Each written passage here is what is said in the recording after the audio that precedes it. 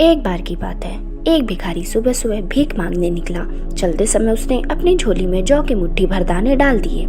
इस अंधविश्वास के कारण भिक्षाटन के निकलते समय भिखारी अपनी झोली खाली नहीं रखते।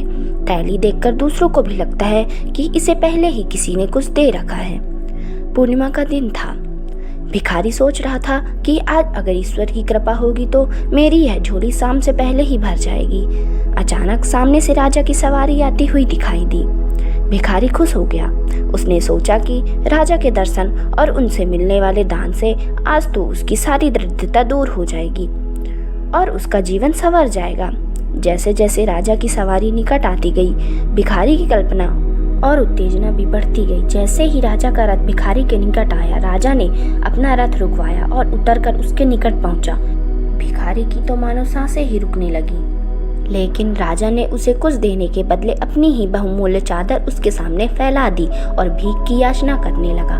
भिखारी को समझ नहीं आ रहा था कि वह क्या करे। राजा ने पुनः याचना की।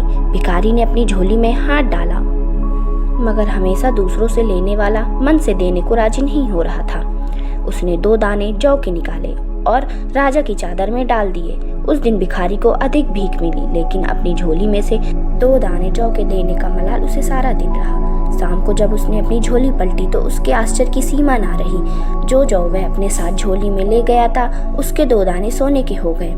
अब उसे समझ आया कि यह दान की महिमा के ही कारण हुआ है। वह पछताया। काश उस समय उसने राजा को और अधिक जौ दिए होते, लेकिन दे नहीं सका क्योंकि उसकी आदत देने की नहीं थी। दोस्तों, देने से कोई चीज कभी नहीं घटती। लेने वाले से बड़ा देने वाला होता है।